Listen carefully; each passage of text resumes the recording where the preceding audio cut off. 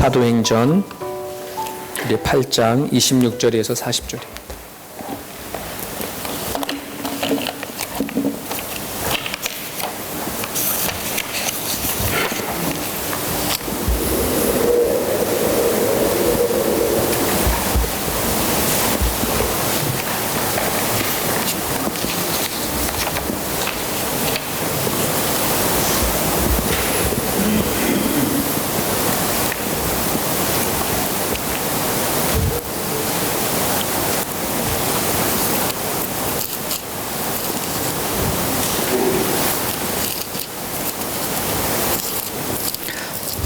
찾았으면 우리 같이 읽겠습니다. 시작.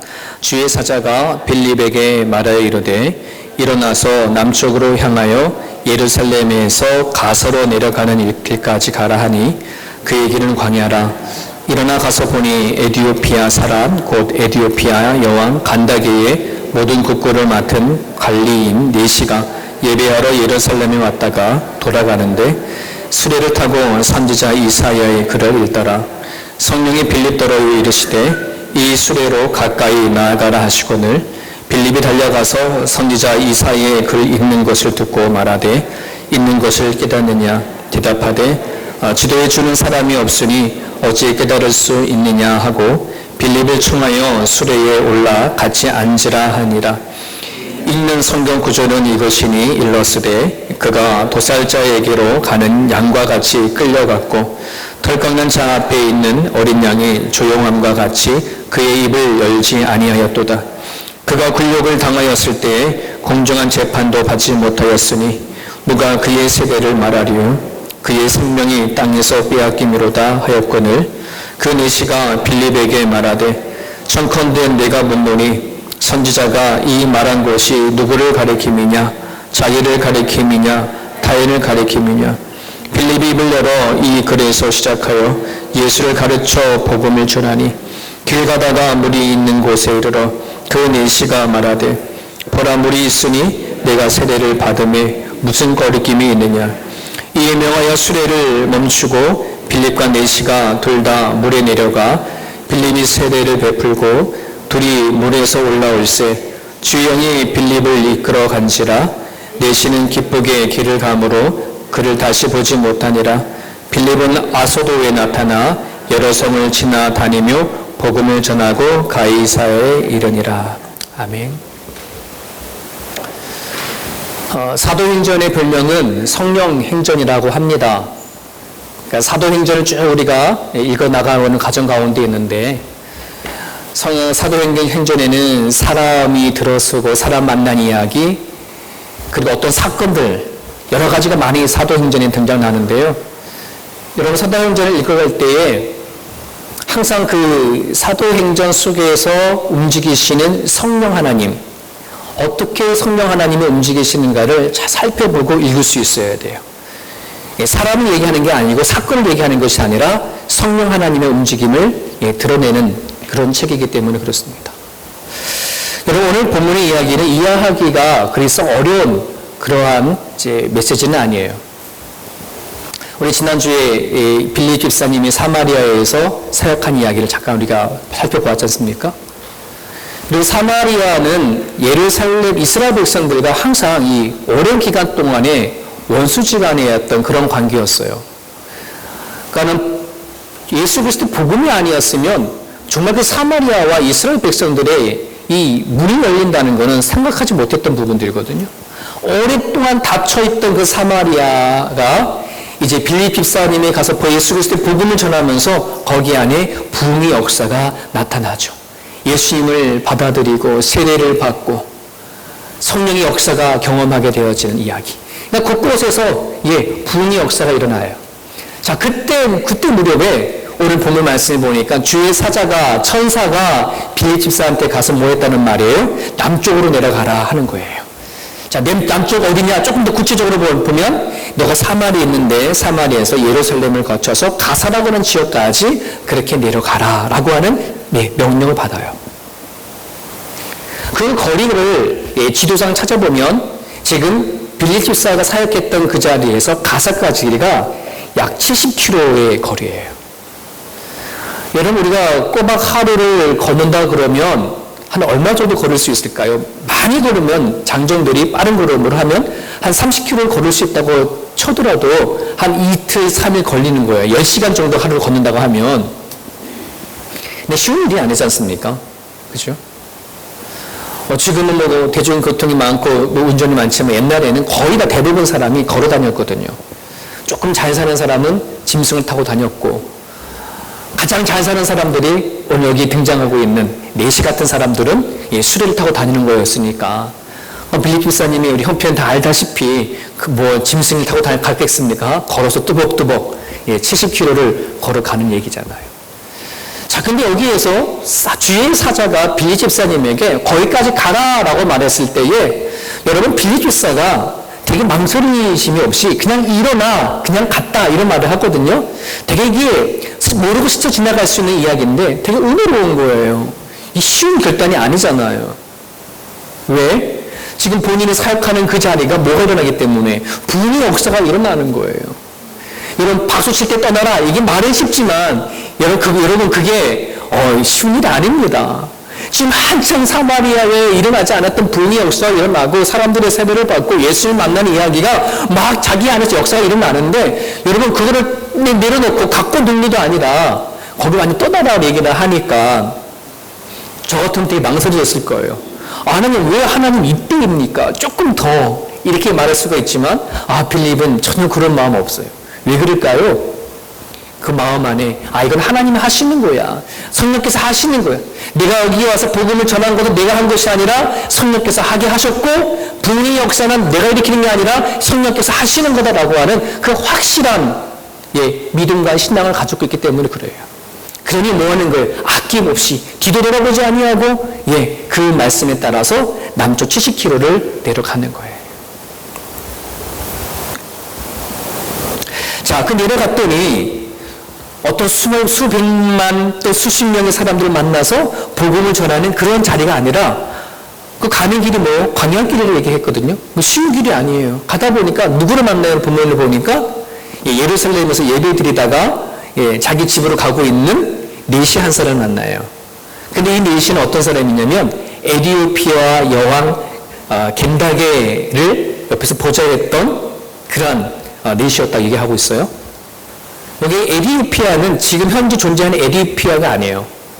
이 에디오피아를 이렇게 많은 분들은 그렇게 오해를 하고 하는데, 이 겐다게라고 하는 이 말을 추적해 보면은 지금 현재 에디오피아 자리가 아니라 수단이라고 하는 지역에 있는 그 당시에 일어났던 통치하던 곳이었어요. 여러분, 대한민국은 왕을 뭐로 불러요? 대통령을 하죠. 호주는 수상을 하죠. 마찬가지로 이 당시에 에디오피아의 여왕을 겐다게라고 하는 거예요. 그래서 여왕 이름이 겐다게가 아니에요. 그냥 여왕이라고 하는 이름이 겐다게예요. 그 여왕을 모셨던 내시가 뭐냐면 예루살렘에 와서 예배 드리고 자기 고향으로 내려가는 길에 빌립 집사를 만나게 되어져요. 만나서 뭐 하는 거예요? 그가 궁금해서 그냥 만나는 게 아니라 뭐냐면 수르에서 하나님 말씀이 있다가 빌립 집사를 만나게 되는 거죠. 여러분, 이 만남을 여러분들이 한번 머리를 상상해보고 그려보면 이게 우연히 만나는 만남일까요? 아니면 정말 기가 막히게 짜여져 있는 상황 속에서 만나는 걸까요? 그러니까 어떻게 보면 우연히 만날 수도 있어요. 내시의 입장에 보게 되어지면. 그러나 아니라는 거예요. 70km라고 하는 그 긴 거리를 빌립 집사가 걸어가는 과정 가운데 며칠 걸리는지 모르겠어. 하지만 며칠을 걸려서 그 가사라고 하는 지역에 왔더니 수레를 타고 지나가면 누구를 만나는 거예요? 내시를 거기서 딱 만나게 되는 확률이 얼마나 되실까요? 이거 누가 계획하지 아니하면, 하나님은 작정하지 아니하면, 하나님은 이 내시에게 복음을 전하려고 하나님은 그렇게 작정하신 얘기가 오늘 본문상에 드러나는 거예요. 여기 성령 하나님의 움직이심을 볼 수 있어야 돼요. 우연히 만난 것이 아니라는 말이에요. 우리의 만남은 우연이 아니야 라고 하는 것처럼 하나님께서 뭐 한 거예요? 작정하시고 계획하셨다는 말이에요. 자, 그런데 그냥 그 만난 사람이 많은 사람이 왔다 갔다 하는 어느 누구도 아니에요. 가사에서 어떤 노점상을 하고 뭘 파는 그런 노점상도 아니야. 그 사람 만나기 쉽지, 감이 있으니까. 지나가던 내시였어요. 근데 그 내시가 수레에서 잠자고 있었으면 아마 뭐 다를지 모르겠습니다. 잠자고 간 것도 아니라 거기 안에서 뭐 하는 거예요? 성경을 읽는 내시를 보게 되어주는 거죠. 여러분, 우리는 이 인생 살아가다가요, 우연히 만나는 사람들 아주 많아요. 스쳐 지나가는 사람 아주 많이 만나요. 어디 장사하고 있는 사람들 만나기 아주 많이 만날 수 있어요. 그런데 하나님이 정해놓고 만나고자 하는 사람들을 우리는 만난단 말이에요. 그러면 저나 여러분의 이 만남은 스쳐 지나가다 우연히 만난 만남일까요? 아니면 하나님이 정하신 만남일까요? 자신이 없나 보지? 전 자신이 있는데 우연히 만난 만남이 아닌 하나님이 작정하시고 정해놓으셔서 저기 한 오지에 충청북도 단양군 영춘면 용진에서 태어난 이상배 목사를 호주까지 보내서 또 이맘때 여러분을 만나서 세움교회를 같이 하게 하는 것, 이게 그냥 우연히 하다 보니까 만난 건가요? 아니죠. 여러분, 이 하나님의 작정하심과 이 섭리와 이 끄심을 우리가 이것이 얼마나 믿냐, 믿어지느냐 하는 것에 내가 우리들이 같이 만나는 자세가 달라지더라. 근데 시차 갔다가 우연히 내 시대에 예수 믿는 사람 한두 사람이야 라고 우리는 그냥 그렇게 믿고 살아간다면, 내 옆에 앉아있는 사람이 내가 그냥 살아가는 과정 가운데 살다 보니 옆에 와 있어 하는 식으로 우리가 그렇게 서로를 바라보고 살아간다면 내 옆에 있는 사람에게 별 감흥도 없고요, 뭐 기대도 하지도 않아요. 근데 여러분, 이거는 우리가 그렇게 생각할 것이 아니라는 말이에요. 이제 여러분들이 바라보니 세움교회에서 만나는 성도 한 사람 한 사람들을 그냥 막연하게 바라보지 말고 우연히 만난 거라고 생각하지 아니하고, 야, 하나님이 어쩜 이 사람을 여기 내게 두게 하셨을까라고 하는 이 시선이 달라질 수 있기를 바라요. 이 내시는 빌립보사를 아마 지나쳐 가다가 수레 타고 가다가 다 자기한테 와가지고 우리 성경 말씀을 풀어준 사람처럼 볼지 모르겠어요. 그런데 그 내면에는 어떤 일이라는 거예요? 하나님께서 빌립 집사를 선택해서 오게 하신 하나님의 손길이 있음을 나중에 내시는 성령 세례를 통해서 하나님을 만났다면 깨달아 알았을 거라는 말이죠. 오늘도 우리가 그 시선을 가져야 돼요. 성령 안에서 내와 당신들이 만난 것이 하나님의 관여와 섭리다라고 하는 이 시각이 바뀌어줘야 뭐가 있을까요? 간절함이 있고 사랑하려고 하는 마음이 있고 특별한 존재인 걸 알고, 내가 저 사람을 위해서 한 번 더 기도해주고 내가 저 사람을 또 한 번 더 생각해주는 것이 우리한테 생기는 거예요.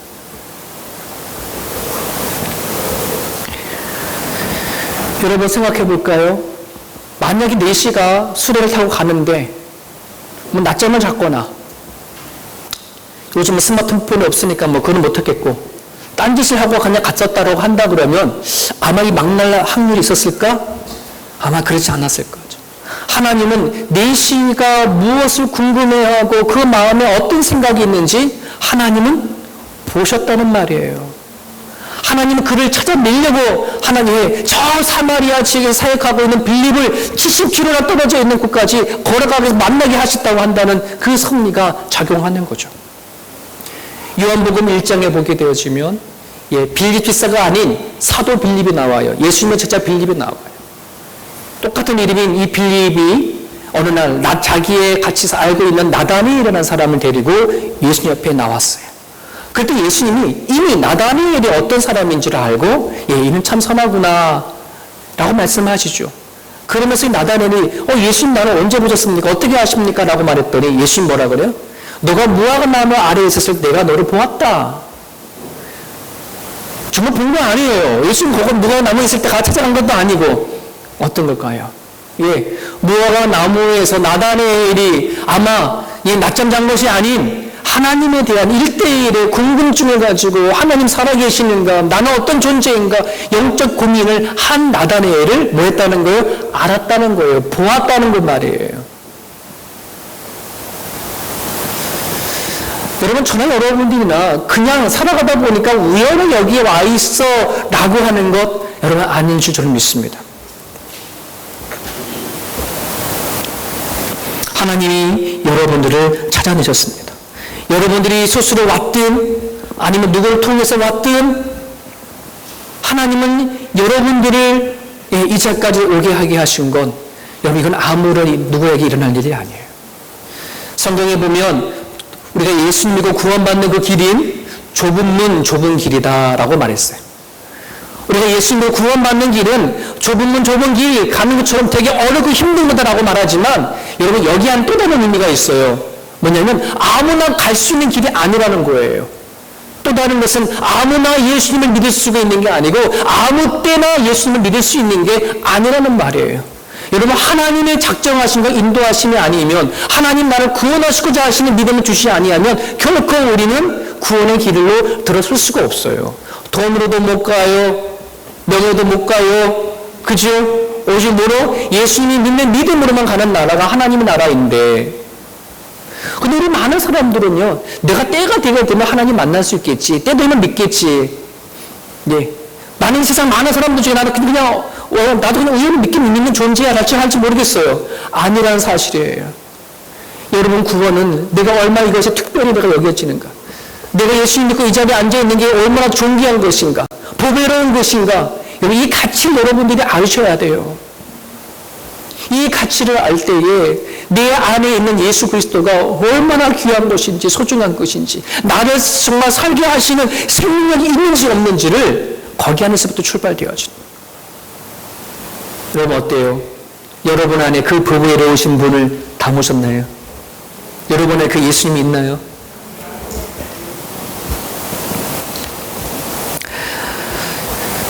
여러분 저나 여러분들이나 우연히 이루어진 사건이 아닐 수 있기를 바랍니다.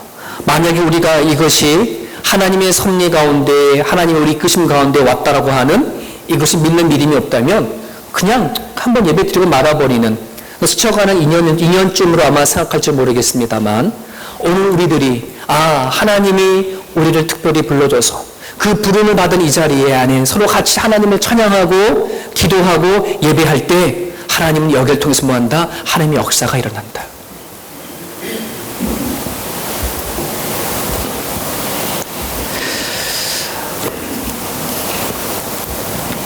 예수님의 앞에 나왔던 나다네엘이 처음에는 아무것도 아니었던 존재였을 거예요. 하지만 예수님을 만났을 때에 그 나다네엘은 예수님의 제자가 되어져서 활동을 하게 되어지죠. 이 내시는 자기 안에 일어났던 일들이 무엇인지 깨닫지 못했을 때는 나는 아마 그냥 스쳐 지나간 사람일 줄 모르겠습니다. 하지만 빌립보서를 통해서 받아들인 그 복음은 그 믿음은 아프리카의 복음을 여는 첫 사람이 되어진다 사실을 우리는 알 수 있는 거예요. 저와 여러분들이 하나님을 믿기 전에 아무것도 아닌 존재일지 모르겠습니다. 그러나 이젠 저는 여러분들이 예수님 믿고 이 자리에서 예배하는 그런 존재라면 반드시 나를 통해서 일하실 것이 있구나. 이걸 깨닫고 나갈 수 있기를 바랍니다. 하나님의 작정하심과 섬김이 내한테 이루어졌다고 하는 이 믿음을 확실히 받아주시길 바랍니다.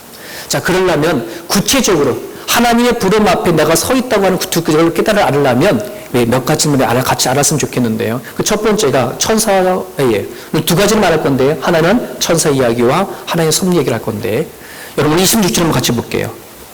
26절에 보면 주의 사자가 빌립에게 말하여 이르되 일어나서 남쪽으로 향하여 예루살렘에서 가서로 내려가는 길까지 가라 이렇게 얘기하죠. 여기 주의 사자가 누굴까요? 영어 성경에는 엔젤로 되어 있어요. 또는 어떤 영어 성경에는 메신저로 되어 있어요. 주의 사자는 그냥 그 말대로 천사예요. 자, 천사가 빌립보서에게 와서 얘기했단 말이죠. 자, 그런데 29절에 보면 누구예요? 성령이, 주의 사자와 성령은 달라요. 성령이 빌립에게 이르시되 뭐 하는 거예요? 이 수레로 가까이 나아가라 하는 거예요. 여러분 오늘 이 빌립기사를 에티오피아와 내시를 만나는 관한 과정 가운데 천사가 등장하고 성령이 등장을 하게 되어져요. 자, 우리는 성령 하나님이 어떤 하나님을 잘 알아서 항상 나와 동행하시는 성령님이라 많이 생각하지만, 여러분, 천사에 대해서는 여러분 많은 어떤 지식을 갖고 있나요? 여러분, 지금까지 신앙생활을 해와는 오랜 가정 가운데 천사에 대한 설교를 들어본 적이 있으시나요? 저도 두려움에 있었을 때부터 많은 천사 얘기를 많이 하지 않았어요. 스쳐 지나가면서 얘기를 했을지 몰라도. 여러분, 복음주의자들이 우리가 나름대로 구원의 교리나 나름의 성화나 또 우리 하나님 나라 이야기는 참 많이 하지만 실질적으로 우리들 안에 존재하는 천사에 대해서는 거의 말을 하지 않는 경우들이 많아요. 그런데 성경에 보면 창세기부터 요한계시록까지 구약과 신약 통틀어 보게 되어지면 천사 얘기가 너무나 많아요. 그리고 하나님이 이 천사에 대해서 모를 걸 몰라도 된다 이게 아니야 하는 게 아니라 낱낱이 그게 다 나와 있고 있어요.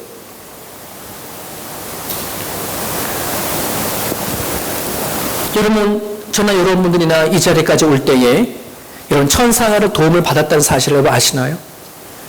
천사가 여러분 지금 돕고 있다는 사실을 아시나요? 앞으로 천사가 여러분과 함께 가고 동행한다는 사실을 그걸 아나요? 그냥 모른 채 살아가는 경우가 너무나 많아요. 왜 지금 이 시대에 천사 얘기하게 되면 뭐 하는 거예요? 지금 21세기 얘기인데 무슨 천사야? 이렇게 아마 되게 우습게 생각할지 모르겠어요. 그러나 성경은 천사에 대한 실존 존재를 반드시 드러내고 얘기를 하고 있다는 말이에요. 성경에 보면 예수 믿는 사람들이 갖고 있는 특권이 있는데 그 여러 가지 특권 중에 하나가 천사를 동원시킬 수 있는, 천사를 부를 수 있는 특권이 있단 말이에요. 근데 저나 여러분들이나 과연 기도하는 중에 천사를 부르는 그런 기도를 하나요? 하나님 아버지, 오늘 이 자리에 천사를 보내주셔서 천사를 동원시켜주셔서 이 힘들고 어려운 상황을 이길 수 있도록 하나님 도와주십시오 라고 하는 그 천사 동원의 기도가 여러분 가운데 혹시 있나요? 없으셨다면 할 수 있기를 바라요. 왜? 이거는 제 얘기가 아니고 이미 성경에서 얘기하고 있는 진리를 얘기하는 것이에요. 감출 수 없는 얘기가 천사 이야기예요. 초대교회 때는 천사를 믿지 아니하는 그런 이단도 있었거든요. 근데 우리는 이단이 아니지 이상 천사를 믿어야 돼요. 그럼 성경에는 일반적으로 천사를 어떻게 얘기를 하느냐라고 말하면 다 일일이 하나 찾아서 설교를 할 수 없어요. 성경에 나와 있는 걸 추적을 찾아가고 요약해서 여러분이 알려드릴 테니까. 천사는 먼저 하나님이 만든 피조물의 사실을 기억하세요. 우리 인간을 창조하기 전에 천사를 창조했다고 했어요. 자, 천사들은 어떤 공중분 눈에 보이지 않는 그런 존재이기보다는 영적인 몸을 입은 천사예요. 때에 따라 우리 인간의 몸으로 나타나기도 하는 그런 천사의 능력을 갖고 있다고 얘기하고 있어요. 구약에 보면 사람의 몸으로 나타나서 그 당시에 하나님이 택한 사람들에게 다가가서 말씀하고 전한 이야기가 성경에 가득해요. 오늘 빌립에게 나타난 주의 사자 또한 눈에 보여지는 사람으로 나타나서 이야기했을 거라는 거예요. 성령은 눈으로 보이지 않거든요. 오늘 빌립이 지나가는 수레를 막 바라보면서 야, 하나님께서 정말 저 사람 만나게 하셨구나라고 하는 마음속으로 들려주신 확신은 성령께서 하게 하신 거예요. 알아볼 수 있도록 하신 거예요. 하지만 주의 사자가 나타나서 너 남쪽으로 예루살렘으로 갇혀서 가사까지 가라 하는 그 천사는 빌립이 보고 말할 수 있는 그런 천사로 등장했다는 뜻이죠. 왜? 천사는 육신의 몸을 입고 올 수 있으니까. 갖고 있습니다. 또한 그 천사는 성경에 보면 부활할 때는 우리가 장가도 안 가고 우리 부분을 부활할 때 우리가 장가도 안 가고 십주에 가지 않는다 천사처럼 이런 말씀이 있어요. 그런 거 봐서는 우리가 나중에 죽어서 부활을 하늘나라 올라가게 되면 이 땅처럼 우리가 남자니까 장가도 가고 여자니까 시집도 가고 이런 게 아니라 천사는 그럼 장가도 안 가고 여자도 안 가는 남자도 아닌 여자도 아닌 그런 존재인가 보다. 그죠? 그렇게 생각을 많이 할 수도 있는 거죠. 그래서 많은 사람이 물어봐요. 천사는 남자예요, 여자예요? 남자일까요, 여자일까요?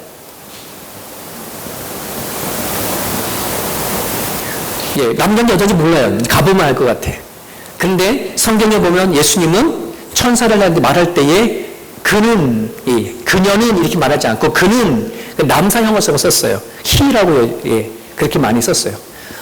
그래서 천사가 남자이다라고 생각하는 경우도 많은데 저는 그렇게 생각하진 않아요. 남자도 아닌 여자도 아닌 또 다른 존재겠다 생각을 하고 있는데 하여튼 성경에서 말하는 천사는 그래요. 누가복음 20장 36절에는 천사는 죽지 않은 불멸의 존재로 만들었다라고 얘기를 합니다. 그리고 그 숫자는 헤아릴 수 없이 많다라고 성경 기록되어 있어요. 예수님께서 겟세마네 동산에서 기도하시다가 잡히실 때에 로마 군인들과 종교 지도자들의 수하들이 예수님을 잡으러 왔었을 때에 베드로가 칼을 휘두르어서 말고의 길을 잘랐을 때에 예수님께서 뭐라 그랬냐고, 너 칼 집어넣어라 빼달라 하지 않습니까? 그러면서 내가 이들을 물리치기 위해서 천사 12군대를 내가 부를 수 있는 능력이 없겠냐. 내 힘으로 한다면 얼마든지 천사 12군대를 불러서 다 쓸어버릴 수 있다, 이런 뜻이에요. 여기 12군대라고 한 군대는 엄청난 숫자이거든요. 12군대라고 한다는 건 세할 수 없는 천사가 있다는 말이에요. 여러분, 우리가 말하는 흔히 마귀도요, 한 존재가 아니에요, 사탄은. 그 마귀도, 그 밑에 귀신이 있고, 또 작은, 계층이 계급이 다 있어요. 천사들 안에도 모종의 서열이 있어요. 모종이 나누어진 하나님의 역할이 다 달라요. 성경에 다 기록이 되어 있어요. 여러분, 그런 성경에서 언급하는 이 천사에 대해서 여러분들이 막연하게 생각하지 아니하고, 존재하구나. 하나님처럼 이 천사들도 존재하구나. 이 세상에 악한 마귀도 존재하는 것처럼 천사들도 존재하구나. 여러분, 이것을 믿는 믿음이 저와 여러분 가운데 생긴다면, 여러분, 우리가 신앙생활을 하는 데에서 좀 더 구체적으로 하나님 앞에 나아갈 수 있고요, 하나님의 도우심을 볼 수 있어요.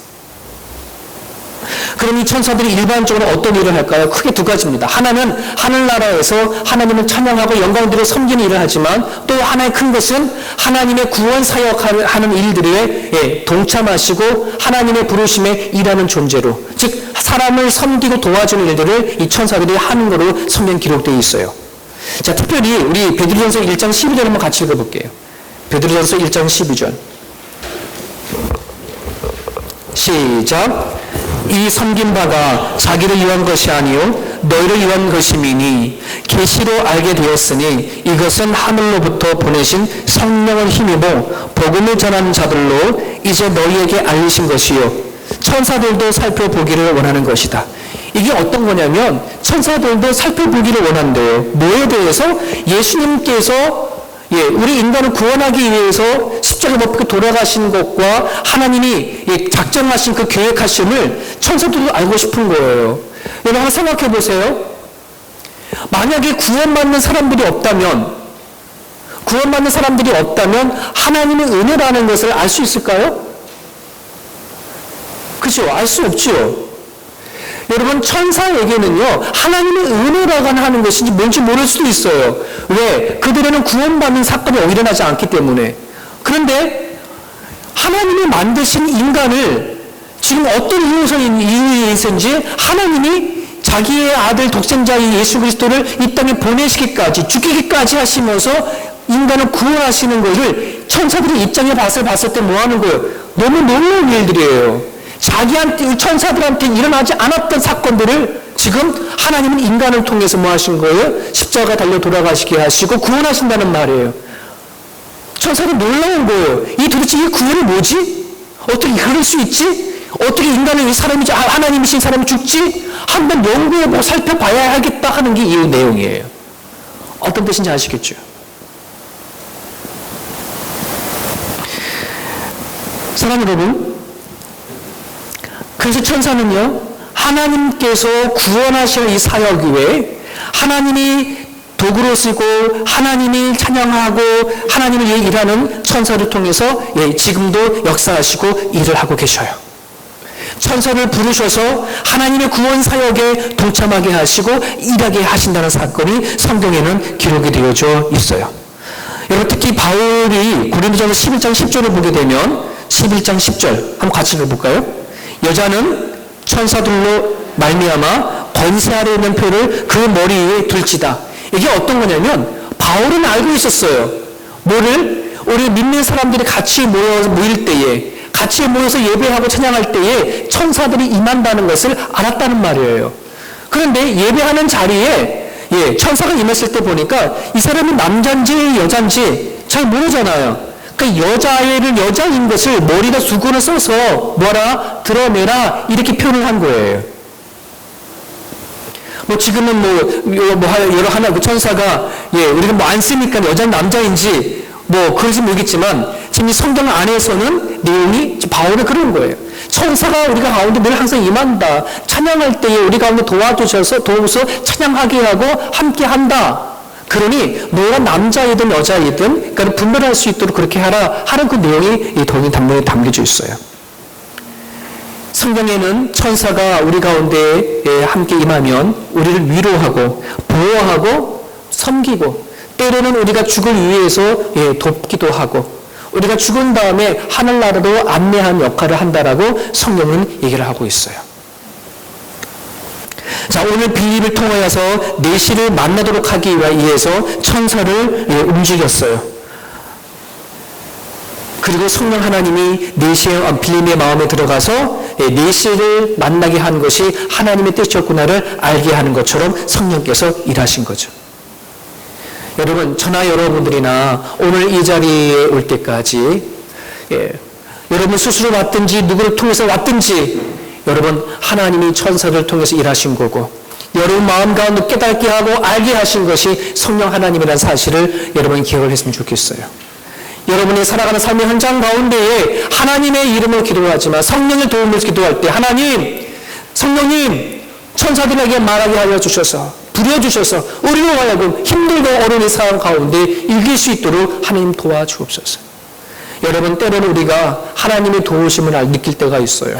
또 여러분들이 이상하다 왜 갑자기 나한테 이런 일이 일어나지? 생각하지 못한 일이 일어났네 할 때에 천사들이 나를 우리 옆에서 도와주는 것이 분명히 있을 거예요.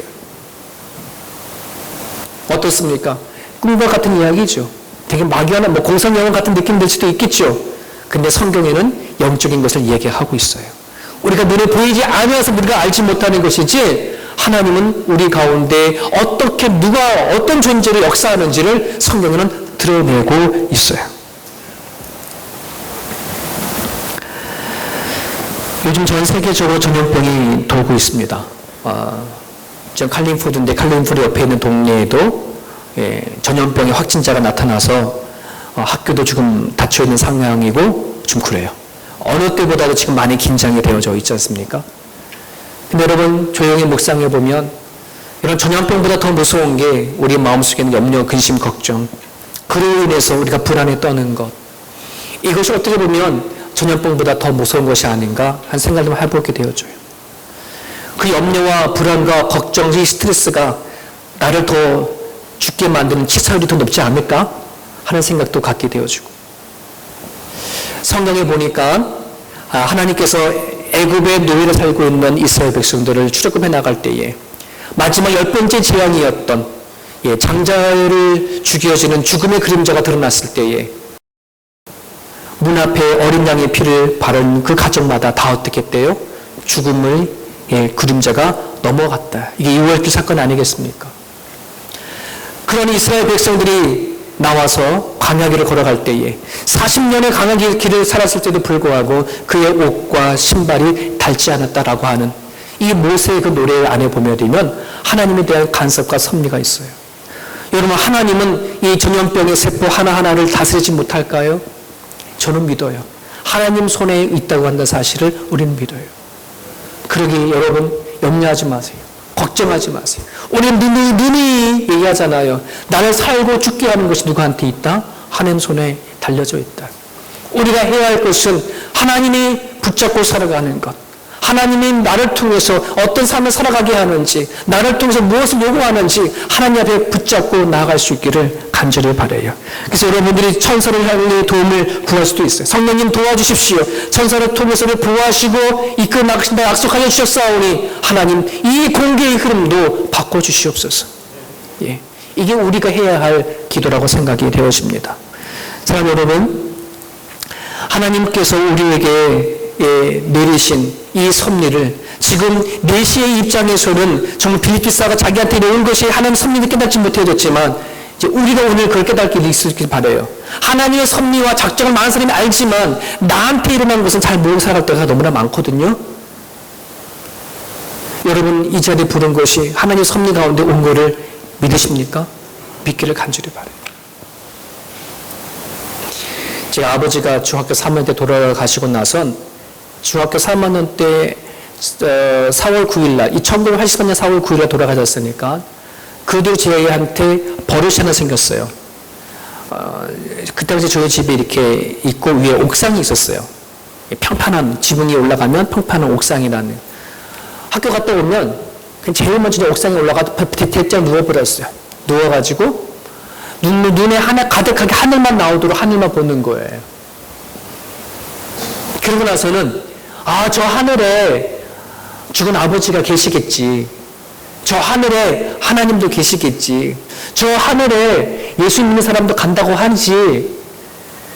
그런 생각을 참 많이 갖고 한 몇 년간은 그렇게 했던 것 같아요. 언제 그것이 멈춰졌는지를 모르겠지만 학교 갔다 오면 습관적으로 옥상에 올라가 누워가지고 하늘만 바라보고 그랬던 때가 있었어요.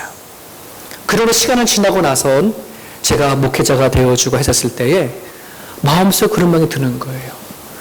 내가 그 어렸을 때 옥상에 올라가서 하늘만 바라보고 생각했던 그때 하나님은 날 보셨구나. 나를 아셨구나.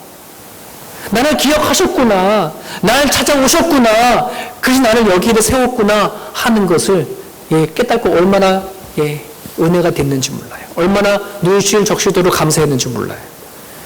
여러분 이 자리에 앉아있는 여러분들이 나는 어떻게 하나님을 안 만나주시나요? 하나님 왜 나는 안 찾아오시나요? 그게 떠나가지고 여러분의 하나님이 여러분 마음에 무엇을 갖고 있는지 하나님 너무나 잘 알아요.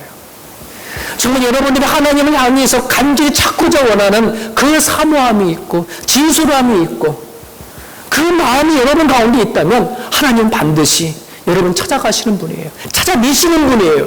자기를 사모하고 두들기고 원하려고 하는 그 사람은 하나님이 내버려두지 않아요.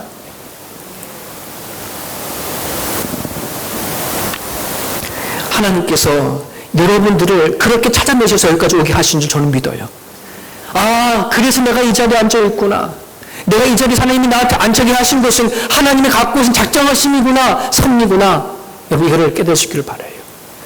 여러분 우리가 섭리라고 얘기했을 때 많은 사람은 그냥 하나님께서 계획해 주신 데 되어졌어 이렇게 많은 사람들 갖고 있지만 그것만 또 다른 하나의 의미가 있어요. 예를 들면 이겁니다. 아무것도 없는데 지금 하나가 딱 만들어졌어요. 이건 창조예요. 아무것도 없는 무에서 무언가를 만들어내는 것을 이걸 창조라 얘기합니다. 하나님의 창조하심. 근데 창조되어지는 이것을 여기 목적에 따라 사용하게 만들고 이것을 계속해서 유지하게 만드는 것, 이것이 섭리예요. 섭리의 또 다른 하나의 의미는 하나님께서 우리를 만드신 그 목적에 따라 살아가게 만드시고 그리고 이걸 유지하시고 보호하시고 지켜내시는 것이 하나님의 섭리 안에 있어요. 그러니 여러분 염려하고 두려워 걱정하지 마세요. 나를 이 자리에 앉히신 하나님은 반드시 나로 하여금 하나님의 목적 따라 살아가게끔 하나님은 인도하시겠다고 하시는 거예요. 섭리대로 하시겠다는 것이에요. 이 믿음을 갖고 있어야지 돼요. 나를 지키시고 보호하여 주신 하나님을 믿고 있으셔야 돼요. 오늘 눈에 보이지 않는 이 내시는요, 여러분 구약 성경에 보게 되어지면 내시는 성전에 들어가지도 못해요. 예배 드릴 수 없어요. 근데 내시가 어떻게 예루살렘에 가서 예배 드리고 내려왔다고 할까요? 가긴 간 거예요. 성전 안에 들어가지 못한 거예요. 내시니까. 어떻게 했을까요? 뜰만 밟았을 거예요. 그 마음속에 나는 다른 사람들은 다 저기 안에 들어가서 예배 드리고 제사 드리고 뭐 하는데 자기 자신을 맞았을 때 난 내시인데 그냥 뜰만 빙빙 돌다가 그것 또한 예배 드리는 걸 하고 왔을 거라는 말이죠. 그러니 그 마음 안에 얼마나 하나님을 만나고자 하는 사모함이 있었을까요? 하나님은 그런 내시를 찾아가시는 거예요. 오늘 저는 여러분들이나 내 같은 아무것도 아닌 존재, 보잘것없는 존재이지만 하나님이 나를 찾아와서 하나님을 알게 하시고 만나주시는 이 하나가 얼마나 복된 사실이고 가치 있는 것인지 깨달을 때에 반드시 하나님은 그 깨달은 사람을 통해서 뭐 하신다? 일하신다. 그 소중한 그 마음을 지켜내신다. 이뤄내신다. 여러분 그걸 믿으시고 있기를 간절히 바라요. 그래서 여러분 마음에 하나님 향해 바라보고 있는 그 작은 소망과 작은 비전과 작은 마음 하나님 결코 그냥 소력이지 않아요. 꿈을 가지세요. 비전을 가지세요. 하나님을 기대하세요. 하나님 붙잡으세요. 그리하실 때 하나님께서 반드시 여러분을 통해서 일하실 것을 믿습니다. 힘들어요, 어려워요, 두려워요. 성령께서 같이 또 이끌어 나가신 천사를 통해서 여러분을 통해 일하실 것을 기대하시고 그렇게 기도하는 저와 여러분 모습이 되기를 간절히 바랍니다. 같이 한번 기도하기 원합니다. 이 시간 기도할 때 하나님, 나를 부르셔 그 자리에 오게 하신 것이 하나님께서 하신 것입니다.